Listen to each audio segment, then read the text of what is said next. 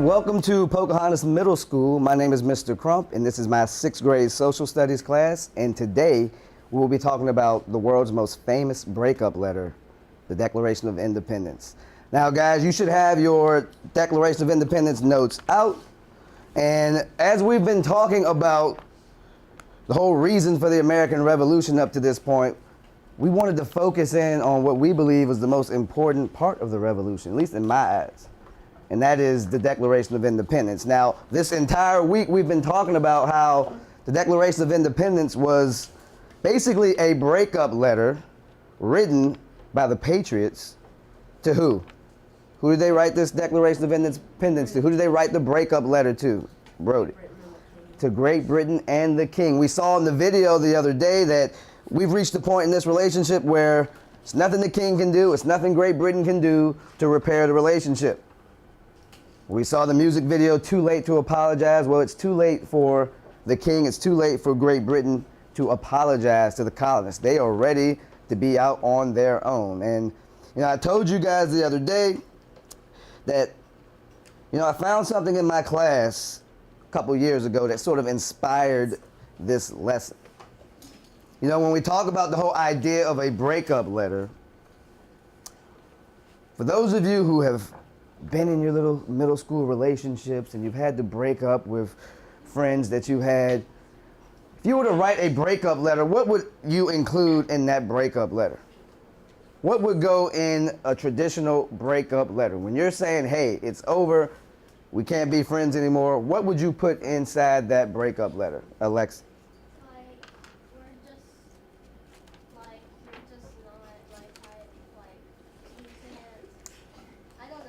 Okay, so you're explaining, first of all, what do you want to do in the breakup letter? What do you want to explain? Yes? You want to explain that you don't like them. Okay, so I guess you want to find a way to explain that you're not feeling the same way about them anymore, okay? Yes? Like, I have feelings for someone else. Oh, wow. Oh, so you're really going for the jugular there. So you may have feelings for someone else. Someone else has caught your eye. Okay. What else might go in a breakup letter? Yeah. A long list of grievances. A long list of grievances. And we know grievances is another word for what?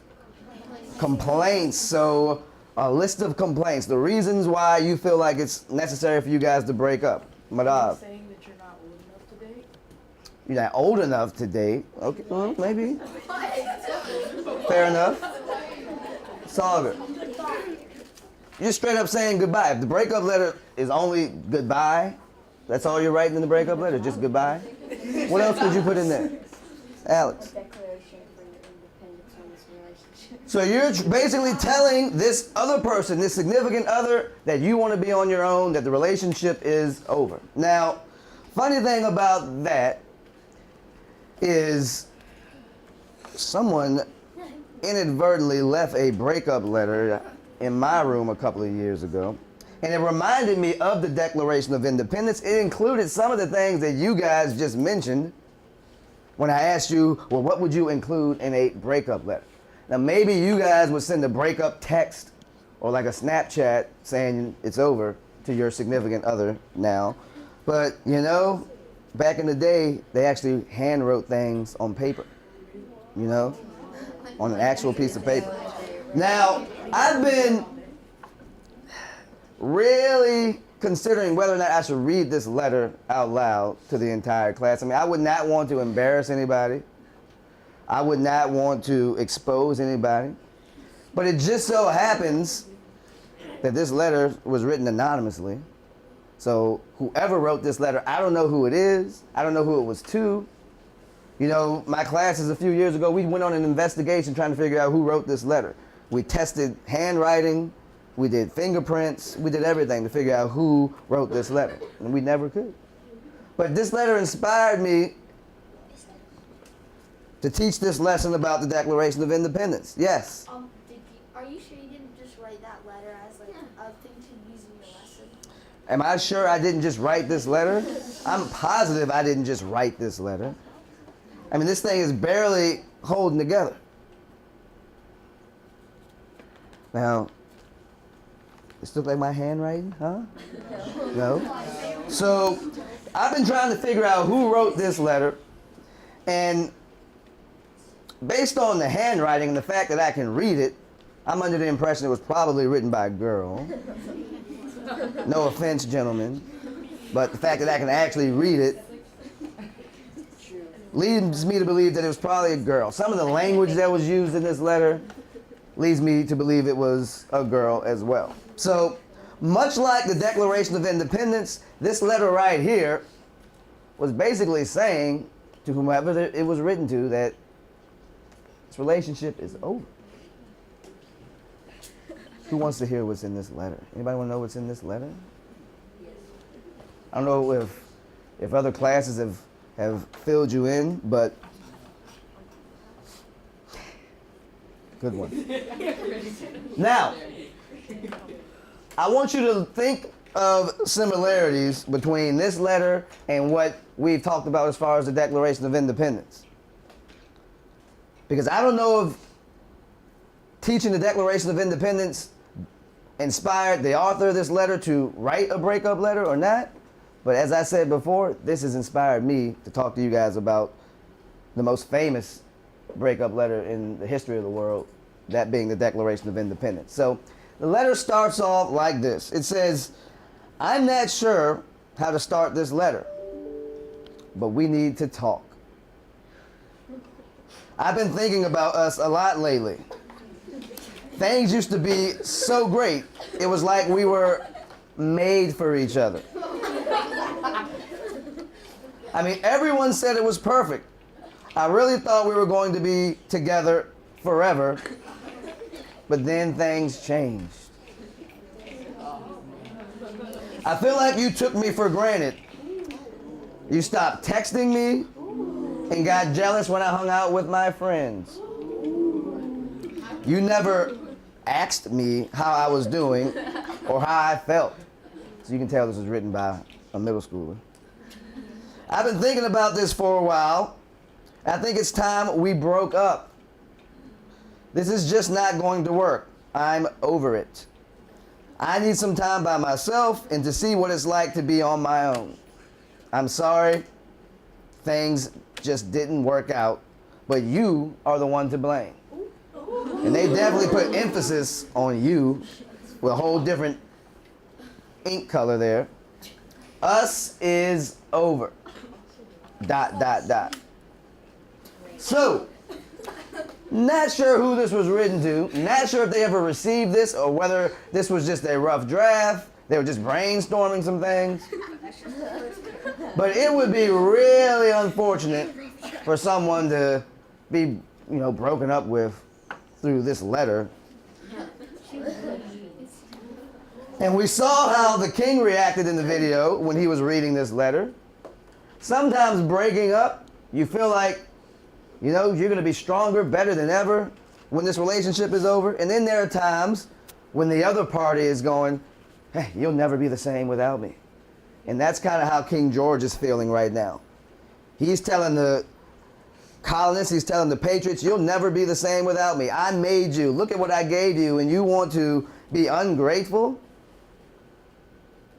And when you break up, sometimes things go smoothly, sometimes things go badly, and you get a situation where you can never really be friends again. And now we're at a crossroads in this relationship. Can Great Britain, can the colonists ever be friends again? As you take a look at those notes, we've gone over the who, the what, the when, the where, the why. We've talked about who inspired, who motivated the colonists, the founding fathers, and their principles in the Declaration of Independence. If we go back and review that material, where did the Declaration of Independence get its ideas from? Who in particular? Nathan. John Locke. We're talking about John Locke, right? Who else did Thomas Jefferson and Benjamin Franklin and that committee get their ideas from? Where else did they get them? Not just from John Locke. But like the nobles that wrote the Magna Carta. So other ideas that came from other founding documents. Marco. From Britain. From Britain in some cases, yeah, okay. A lot of the European writers at the time were from Britain. A lot of the philosophers came from across the pond, as they say. What else? Where else did they get their ideas from? What were some of those ideas? There were 4 that we looked at yesterday that were in the Declaration of Independence.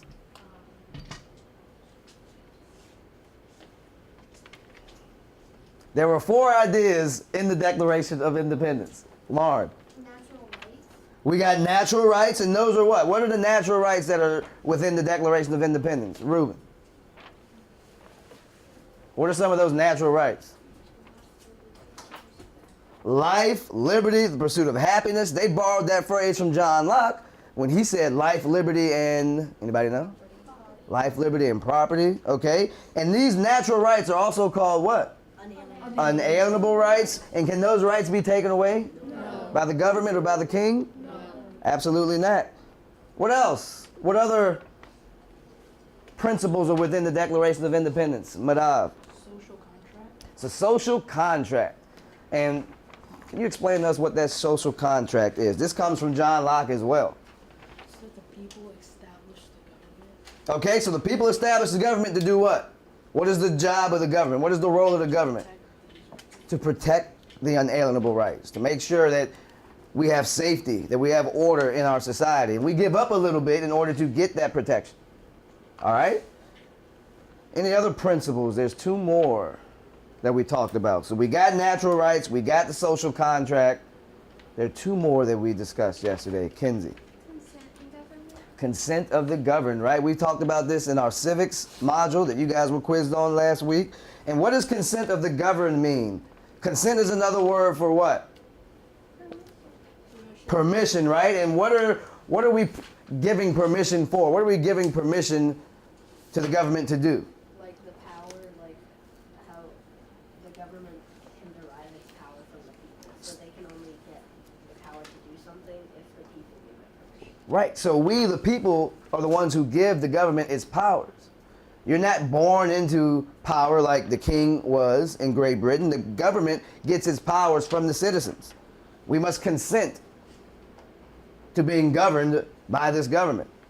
What about limited government, our final principle in the Declaration of Independence? What is that talking about? Yes. People have the right and duty to change the government. So if our government violates these unalienable rights, if it abuses its power, then we have not only the right, but the obligation to change that government.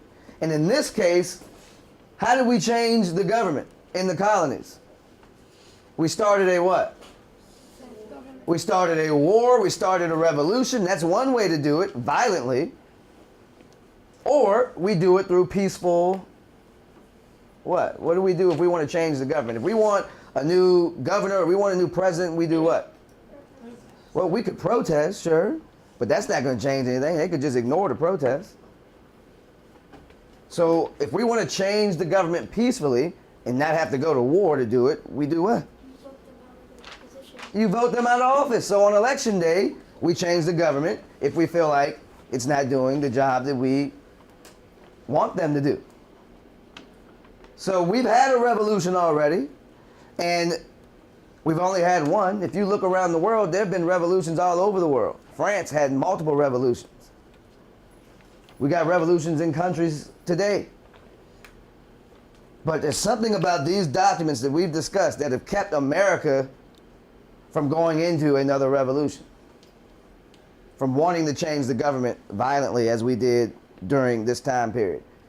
And this document, written in 1776, it is now 2019. Anybody know how many years that is? From 2019, 1776, how long has this document been holding true in America? 242. Close. 240, not 246. 243 years, right? So we're coming up on 243 years once we get to July 4th, 2019. So that's a long time for one document to be the foundation of an entire government. And we saw in the video yesterday that the words that were written on this paper had never been written down before in any government document. So this was groundbreaking stuff. So what I want us to be able to do today, because if I were to hand you the Declaration of Independence, there's a copy of it, the original copy, right there on the wall, rather. Laminated it for you guys. If I wanted you to tell me what that Declaration of Independence means, you might be looking at those words and you might be a little confused because some of the words we don't use anymore. Some of the words you might have not have ever seen before. So what we're going to do today is we're going to translate our Declaration of Independence. We're going to put it into words that you can actually understand. So you have a better idea of what this document actually says, other than the fact that, yes, it wants to break away from Great Britain, but what does it actually mean? So here's what I need you to do. You can have your notes out, but if you go ahead and open up Schoology, if you go to the classwork homework assignments folder, you will find a document labeled Reading the Breakup Letter. And I'm going to put it up on the board for you guys. And we're going to try and translate this document so that you guys can understand. You can put it in your own words.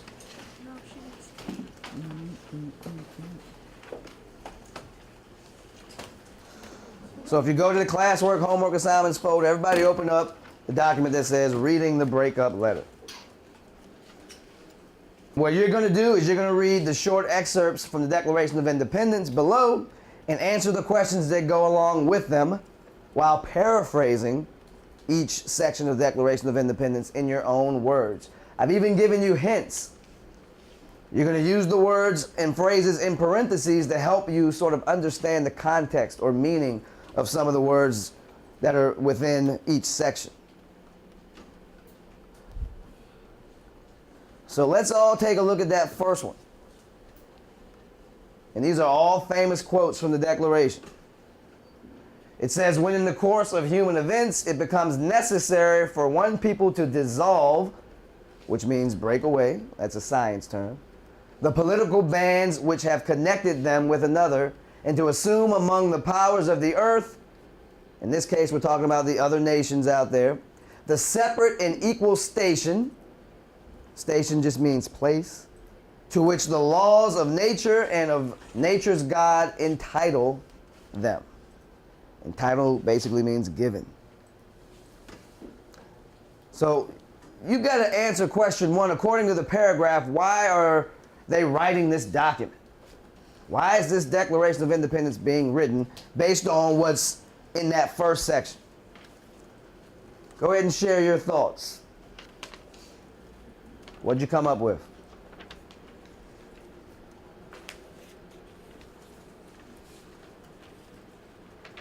Brody. I wrote that the reason they wrote this is to declare that they wanted to break away from Great Britain and be an independent country. Okay, so they want to declare once and for all that they want to break away from Great Britain. They want to be an independent nation.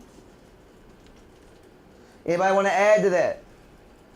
So they're looking to be an independent or free nation. Yes, Christian. So I said, according to this paragraph, the document is being written because in the course of human events, one must break away from the legal emasculation of others. Okay, so you believe that, hey, in the course of human events, it's time to break away from the mother country that has been ruling them from the beginning of their existence as colonies, and now it's time to break away and enter the rest of the world as a free country, just like everybody else. Thank you for joining us here at Pocahontas Middle School. We hope you enjoyed this morning's lesson. Go!